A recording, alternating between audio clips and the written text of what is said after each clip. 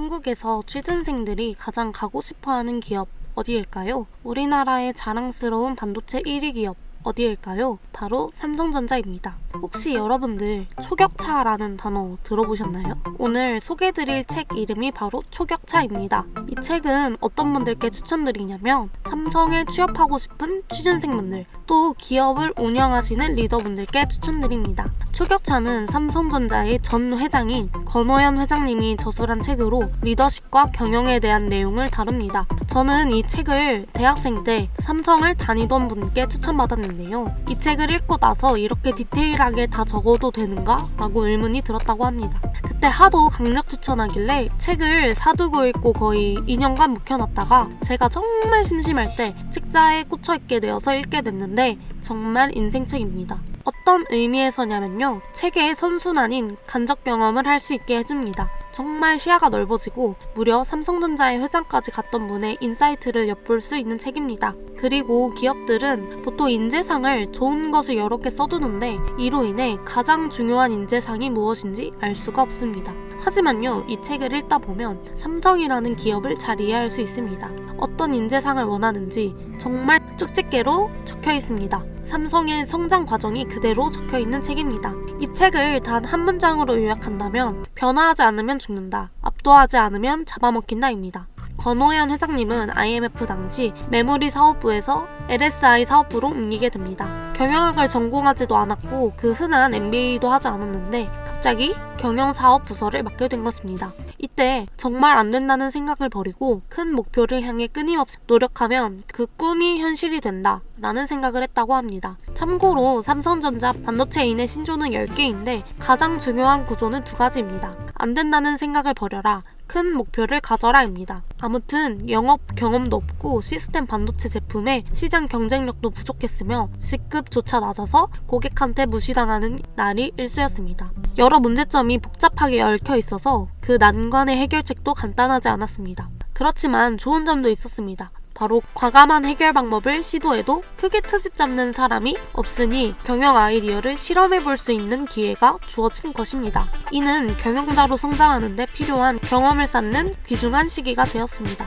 이렇게 처음 맡은 소규모 사업에서 어느 정도 성과를 거두면서 점차 더 큰 사업을 맡게 되었고 결국 전문 경영자로의 커리어 전환이 이루어졌습니다. 생각해보지도 않았던 전문 경영인으로 변신하게 된 저자는 사업부 부장, 사장을 거쳐 삼성전자 대표이사라는 과분한 자리까지 오르게 되었습니다. 결국 바닥을 치고 위기에 처했을 때 계속해서 변신하려 했던 치열한 과정들이 있었습니다. 다른 말로 하면 나 자신이 상황에 맞게 변화하지 않으면 성장은커녕 생존도 할 수 없다입니다. 변신을 멈추는 순간 모든 부서와 기업이 망합니다. 개인도 마찬가지일 것입니다.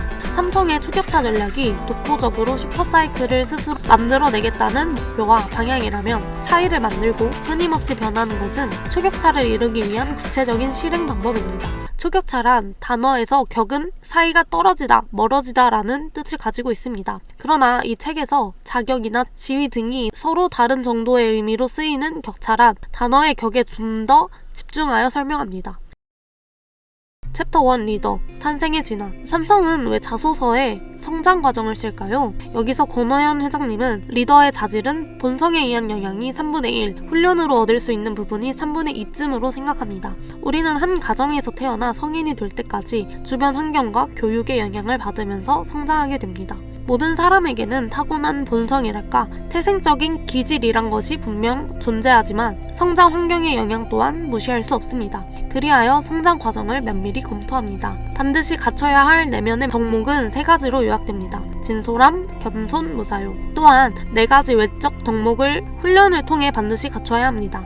통찰력, 결단력, 실행력, 지속력입니다. 이 4가지 중 가장 중요한 것은 지속력입니다. 또한 결과에 대한 평가는 일시적인 것에 불과합니다. 자신의 존재 여부에 관계없이 조직이나 회사의 현재 성공을 지속시킬 수 있는 지속력이야말로 리더를 만드는 가장 중요한 요소입니다. 결국 리더란 통찰력, 결단력, 실행력, 지속력을 갖추고 진솔함, 겸손, 무사욕을 하나가 아닌 모두 다 갖춰야 합니다. 여기서 조직이란 구성인 스스로 알아서 일한다. 구성원이 서로서로 협력한다. 조직에 문제가 발생하면 그것을 빨리 드러내놓고 해결하는 능력을 가지고 있다입니다. 아쉽지만 이런 완벽한 조직은 존재하지 않는다는 것입니다. 조직의 리더도 뇌처럼 일해야 합니다. 뇌가 신체와 장기를 직접 통제하지 않는 것처럼 리더는 조직원을 사사건건 통제하지 말아야 합니다. 조직의 리더가 직접 일하는 것이 아니라 내부의 구성원에게 적극적으로 권한을 이양하면서 조직을 이끌어야 한다는 것입니다. 주도적인 리더에게는 휴식, 대응적인 리더에게는 재교육,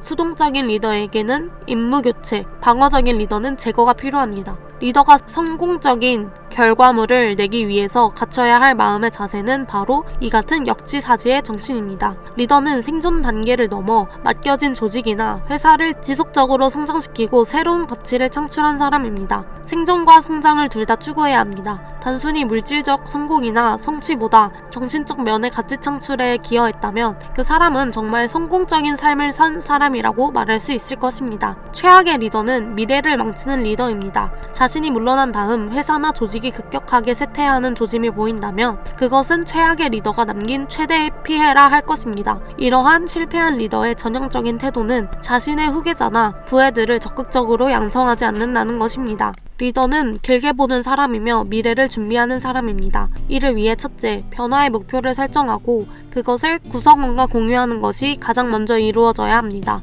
둘째, 변화를 방해하는 불순한 요소들을 제거하는 작업이 사전에 수행해야 합니다. 세 번째 단계에서 가장 중요한 것은 작은 성공 스토리를 많이 발굴해내고 이를 구성원들 사이에서 계속 확산시켜 나가는 것입니다. 구성원들은 의외로 리더의 말보다는 행동을 보고 판단합니다.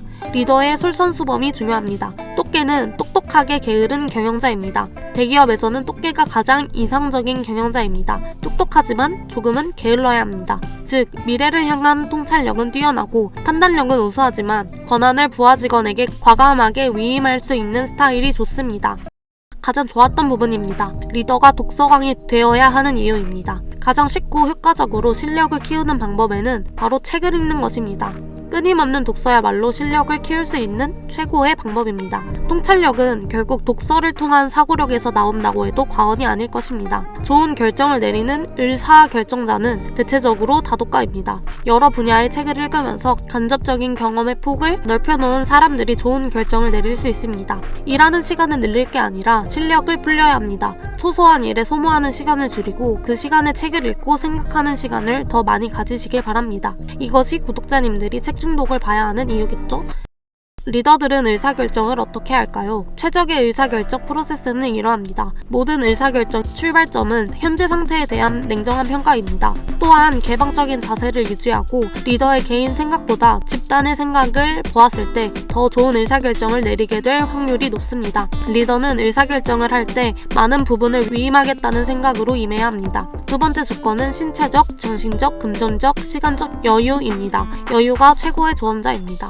챕터 2. 조직, 원칙과 시스템, 조직도, 사람을 채우기 전에 조직도부터 그려라. 부서명은 무조건 명확하고 심플하게 만들어야 합니다. 너무나 간단하고 명확해서 그 회사의 구성원들이나 그 분야에 종사하는 다른 회사의 사람이 부서의 명칭만 들어도 그 역할과 임무를 정확하게 이해할 수 있는 그런 이름이어야 합니다. 부서의 역할과 책임, 아레나를 명확하게 해야 합니다. 체크와 밸런스로 공정하게 뽑아야 합니다. 그것을 검토하는 사람이나 부서는 제3자여야 하며 그 과정이 공정해야 한다는 것입니다. 먼저 조직도를 그린 다음 적임자를 찾아야 합니다. 순서가 중요합니다. 조직도가 우선이고 그 다음에 적임자를 찾아야 하는 것입니다. 적임자를 찾는 기준은 제3자의 피드백입니다. 만약 인물 중심으로 조직도를 짜게 되면 아레나이 흐트러지거나 옥상옥 구조를 만들기 십상입니다. 조직 파트에서 가장 중요한 부분입니다. 여기서 하나의 질문을 드리겠습니다. 삼성은 정말 부서 이동이 많은 기업입니다. 왜 이렇게 부서 이동이 많을까요? 사일로의 파괴,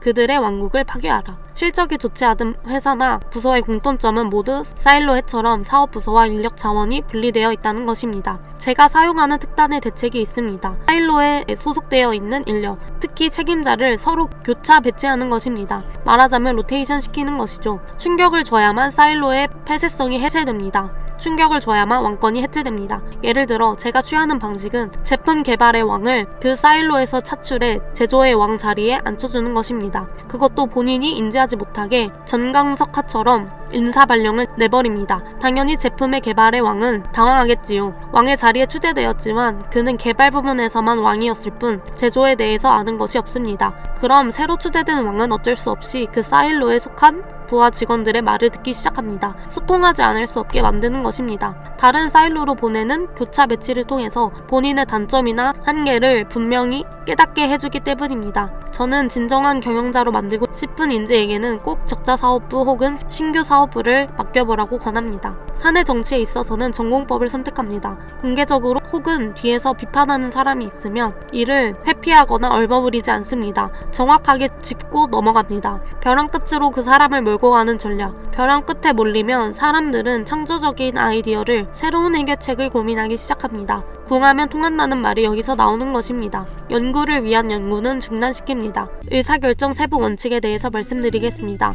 첫째로, 세상에서 유일무이하고 어느 누구도 시도하지 않았던 연구라면 얼마든지 지원하겠다고 발표했습니다. 전 세계에서 처음 시도하는 분야의 연구라면 그런 연구는 지속시켜야 합니다. 제 표현대로 하자면 아직 존재하지 않고 아직 가질 수 없는 기술에 대한 연구라면 지원을 아끼지 않겠다는 것입니다. 두 번째로, 지원될 수 있는 연구는 이미 존재하고 있지만 우리가 확보하지 못한 기술입니다. 마지막 세 번째는 지금 존재하고 있고 어디서나 쉽게 구할 수 있는 기술에 대한 연구입니다. 새로운 아이디어가 기존 기술보다 월등하게 뛰어나서 기존 제품이나 기술을 대체할 수 있다면 그 연구는 지원해야 합니다. 문제 해결의 정석, 쉬프트 프론트, 근본 원인으로 돌아가야 한다. 쉽게 말하면 첫 단추를 잘못 끼우지 않았는지 살펴보란 것입니다. 평가와 보상. 모든 평가는 반드시 합리적으로 공정한 인덱스를 따라가야 한다. 처벌의 새 규칙, 무관용, 사회법을 어겨서 법적 처벌을 받거나 상식을 파괴하는 행동을 했을 경우 사커룰, 옐로우 카드, 베이스볼 룰, 삼진 아웃, 임원이나 보직 간부들에게만 적용. 회의 문화, 회의를 너무 자주 길게 하지 마라. 첫째, 지시를 많이 하지 않고 질문을 많이 한다. 둘째, 회의를 위한 회의는 절대로 하지 않는다. 셋째, 회의를 정시에 시작하고 약속된 시간 내에 끝낸다. 그러나 팩트체크 문화는 직원들의 고민을 들어주고 그들에게 인간적인 이야기를 해주는 쪽을 선호합니다. 선배가 후배 대하듯 인생의 조언도 아끼지 않고 합니다. 인간적인 유대관계를 밀어나가는 것이지요. 그때부터 부하 직원들이 제게 마음을 여는 것을 자주 경험했습니다. 챕터 3 전략, 생존과 성장. 너 자신을 알라. 즉 자신이 지금 처해 있는 상황을 냉정하게 분석한 뒤에 미래의 목표를 설정해야 한다는 말입니다. 업의 본질을 알고 현실과의 미래를 직시해야 합니다. 초격차 전략, 격차를 벌릴 만큼 벌려놓자. 후발 업체들이 따라오기 힘들 정도로 기술적 격차를 벌리자는 초격차 전략을 고수했습니다. 중요했던 것은 조금이 아니라 아예 초격차를 만들어 버리자는 것이 우리들의 전략이었습니다. 우리를 추격해오던 2등 회사가 이제 더 이상 따라가는 것은 불가능하다. 그냥 2등에 만족하자라고 할 때까지 기술적 격차를 벌려나가는 전략을 펼쳤습니다. 다른 회사보다 조금 나은 정도가 아니라 완전히 압도적으로 가져가기 위해서는 핵심 역량을 최대치로 끌어올려야 합니다. 이를 위해서 나머지 모든 가치는 과감하게 버려야 합니다. 그래야 초격차 전략으로 나아갈 수 있습니다. 미래가 판단 기준이다. 비교 불가능한 절대적 기술 우위와 끊임없는 혁신, 그에 걸맞는 구성원들의 격을 의미합니다. 초격차란 미래를 대비하여 기업의 모든 자원을 과감히 혁신하는 것입니다. 즉, 다른 누군가와 비교 대상이 되는 것을 거부하고 기술은 물론 조직 시스템, 공정, 인재 배치, 문화에 이르기까지 모든 부문에서 그 누구도 넘볼 수 없는 격을 높이는 것이 초격차의 전략의 진정한 의미인 셈입니다. 따라서 초격차란 규모나 자본에 의해 실현 가능성이 결정되는 것이 아니라 과감한 혁신을 향한 리더의 의지, 구성원의 주도적 실천에 의해 이루어지는 것입니다. 변화가 필요하다고 느낀다면 머뭇거리지 말고 과감히 실행에 옮겨 자신만의 격을 만들어 나가시길 바랍니다. 혁신만이 생존이다. 생존을 원한다면 개선이 아니라 혁신해야 합니다. 살아남기 위해서는 처음부터 모든 것들을 다시 바꾸지 않으면 안 됩니다. 개선하는 것은 순간적으로 쉬워 보이지만 그것은 임시 방편일 뿐입니다. 그리고 혁신을 원한다면 그것을 늘 기억하십시오. 혁신을 추진할 경우 반드시 기존의 이해 당사자들이 그 변화의 방향에 모두 저항한다는 것입니다. 그것은 당연한 일입니다. 이 경우 예상과 기대를 초월하는 특별한 보상을 주어 기존의 사람들이 불평 없이 자리에서 물러나게 해야 합니다. 이것도 혁신의 과정이라 받아들여야 합니다. 분명한 것은 이미 타성에 젖어있는 사람을 그대로 존치시킨 채 혁신에 성공한 예는 거의 없다는 사실입니다. 사람이 바뀌지 않으면 시대가 바뀌지 않는다는 것이 저의 생각입니다. 시대가 바뀌어도 사람은 좀처럼 바뀌지 않는다는 것도 저의 생각입니다. 사람을 바꾸지 않으면 혁신도 초격차도 없습니다. 선택의 전략, 우선순위를 명확히 하라. 그런데 재밌는 것은 대부분의 구성원들이 실제로는 여러 가지 일을 중구난방으로 하면서 정작 자신은 선택과 집중을 한다고 철석같이 믿고 있다는 것입니다. 저는 지금까지 스스로 선택과 집중을 하지 않는다는 사람을 한 번도 만나본 적이 없습니다. 가장 좋았던 부분입니다. 바로 아이폰의 탄생을 직접 목격한 것이죠. 아이폰의 탄생이 가져준 생각, 저는 앞으로 모든 전자기기들이 이 모바일에 집중될 것이라는 확신을 가지고 있었습니다. 그래서 다른 사업 부서는 다 폐쇄시켜도 모바일 디바이스용 CPU 연구는 계속되어야 된다는 생각에 그 사업을 계속 지원하게 되었습니다.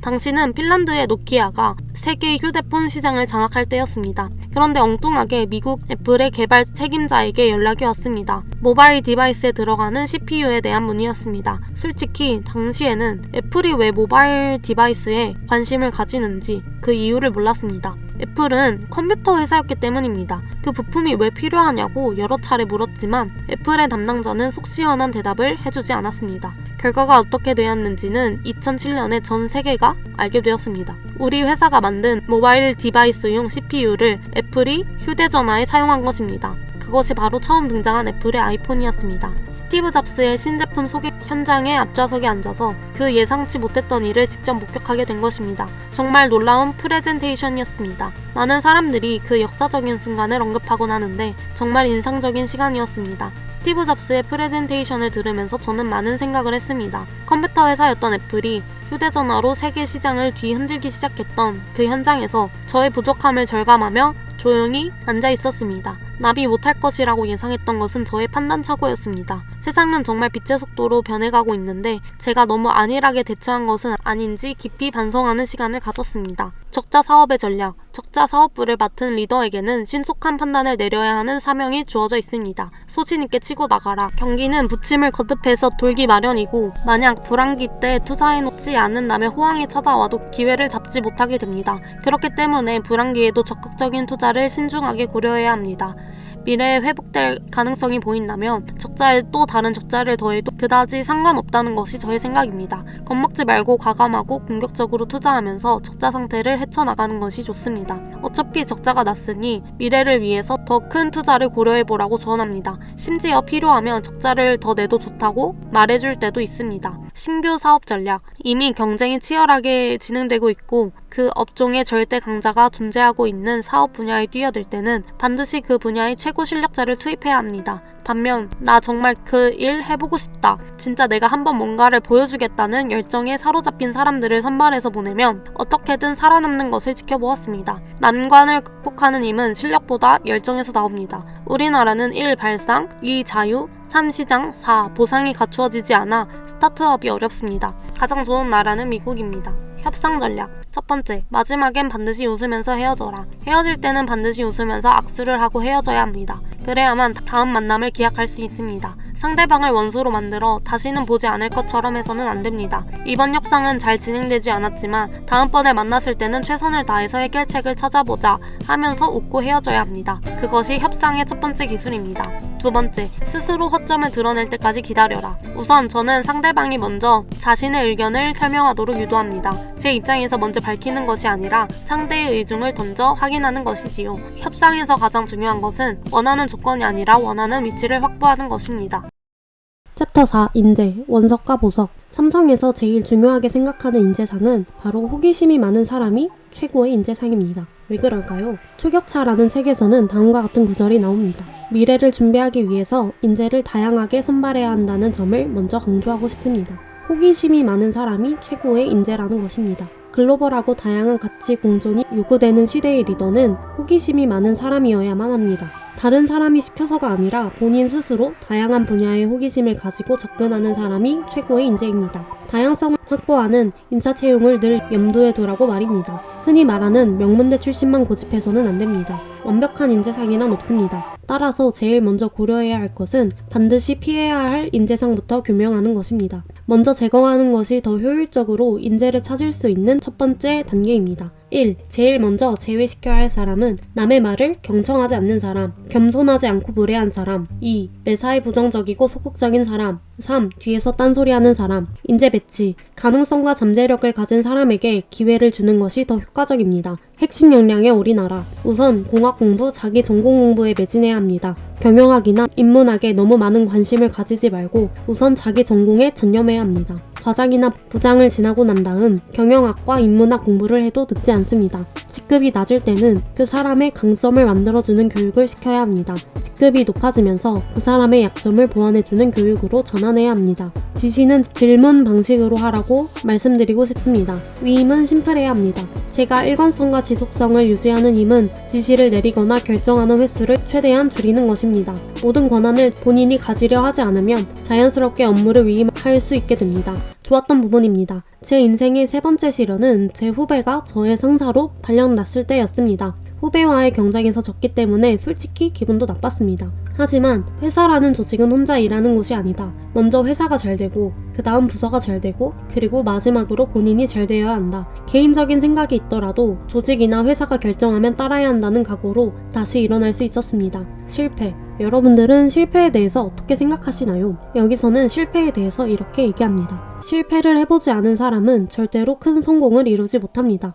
작은 실패의 경험을 통해서 우리는 새로운 면역력을 얻게 되고 큰 어려움이 닥쳤을 때 그것을 헤쳐갈 수 있는 추진력을 확보하게 되기 때문입니다. 작은 실수가 있었다면 직원들 앞에서 그것을 바로 인정하고 잘못된 것을 고치겠다는 의사표현을 하는 것이 좋습니다. 아울러 자신의 위기를 감추려고만 하지 말고 함께 나누려는 용기도 필요합니다. 진짜 심각한 위기와 시련이 도래했을 때 그것을 혼자 힘으로 헤쳐나가는 것은 거의 불가능합니다. 아무리 개인의 역량이 뛰어나다 할지라도 그 위기와 시련의 시간이 길어지고 반복적으로 나타난다면 혼자서 그것을 극복해내기는 어렵습니다. 저의 감상평입니다. 제가 이 책을 읽으면서 생각해본 삼성의 인재상입니다. 물론 뇌피셜입니다. 그래서 저는 리더의 자질을 판단할 때 우선 그의 성장 과정을 면밀히 검토하는 일이 필요하다고 생각합니다. 이것이 삼성전자가 자소서에 성장 과정이 있는 이유라고 생각합니다. 반드시 갖춰야 할 내면의 덕목, 첫 번째 진솔함, 두 번째 겸손, 세 번째 무사요.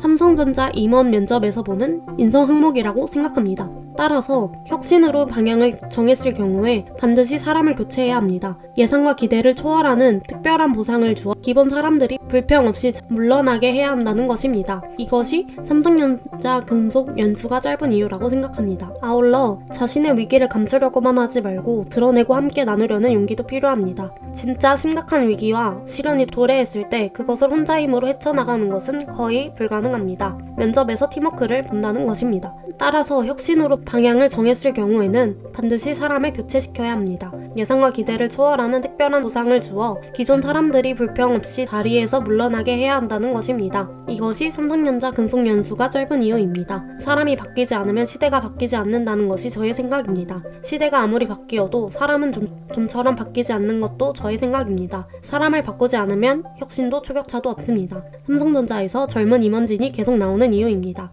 따라서 제일 먼저 고려해야 될 것은 반드시 피해야 할 인재상부터 규명하는 것입니다. 먼저 제거하는 것이 더 효율적으로 인재를 찾을 수 있는 첫 단계입니다. 1. 제일 먼저 제외시켜야 할 사람은 남의 말을 경청하지 않는 사람, 무례한 사람.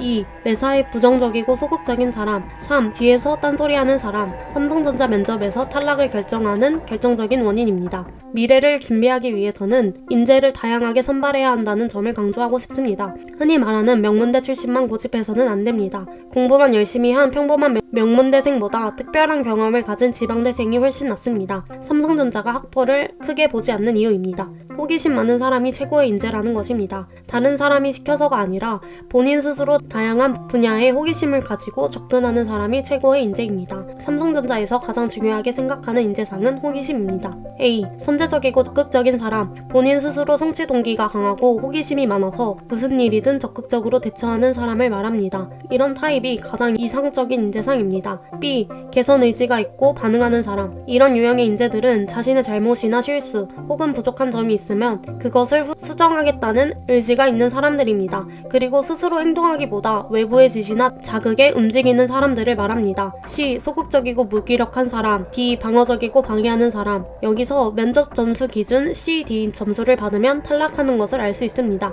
신입사원의 경우는 조금 다르겠지만 경력직 임원으로 임명할 때 제가 중요하게 보는 것은 일에 대한 적극적인 태도입니다. 어떤 일에 도전 정신을 가지고 있는가를 제일 먼저 봅니다. 경력직을 선발하거나 임원으로 임명할 때 보는 항목입니다. 오히려 그 사람이 가지고 있는 업무에 대한 태도라든가 생각하는 방법이 더 중요합니다. 대신 긍정적인 태도와 순발력 있는 사고로 문제 해결 능력이 있는 사람을 찾는 것이 더 낫습니다. 가능성과 잠재력을 가진 사람에게 기회를 주는 게 더 효과적인 것을 경험을 통해 배운 인사의 원칙입니다. 삼성전자 인사의 원칙. 다시 말하면 신입사원에게는 핵심 역량이 중요합니다. 화공회사에 취직한 신입사원에게 필요한 것은 화공에 대한 지식과 경험이지 경영학에 대한 지식과 경험이 아닙니다.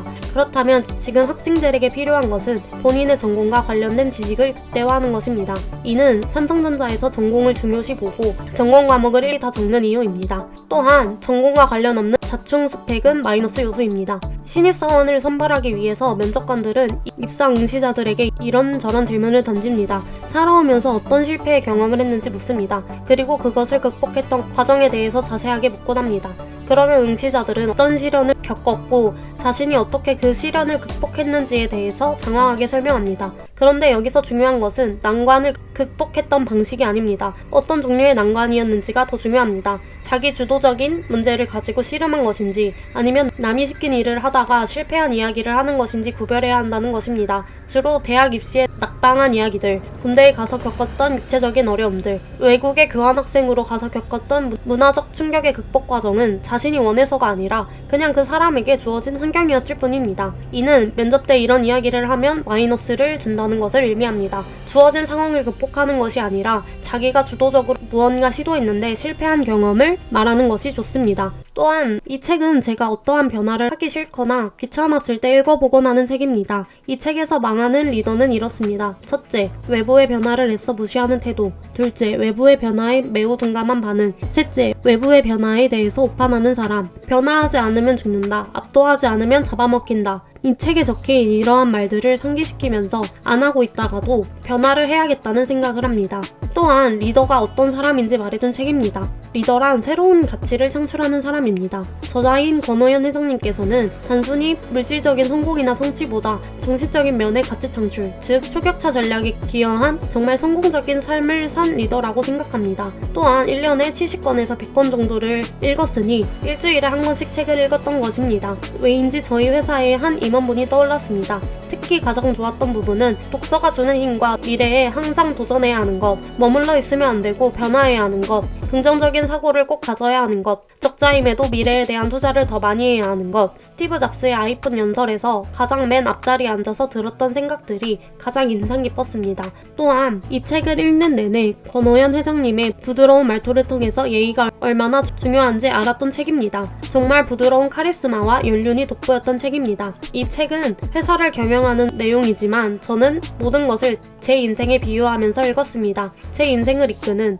제 인생을 경영하는 리더가 되기 위해서는 미래를 준비해야 하고 어떤 방향으로 나아가야 하는지 알려주는 책이었습니다. 마지막으로 제 마음을 울렸던 구절로 영상을 마무리하겠습니다. 리더는 길게 보는 사람, 미래를 준비하는 사람, 적자일지라도 변화하는 미래에 더 투자하라. 안주하지 말고 도전하라. 지금 당장 먹고 사는 것에 급급한 것이 아니라 숲 전체를 보자. 이봐, 공동묘지에 한번 가봐. 그냥 사망으로 되어 있지.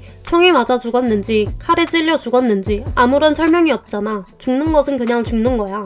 적자는 100억이 나든 200억이 나든 다 똑같으니 소신있게 끌고 가. 필요하면 적자 폭을 더 늘려도 괜찮아. 박 사장이 필요하다고 생각하면 적자를 더 내도 상관없어. 당신의 시간을 절약해드립니다. 이상 책중독이었습니다.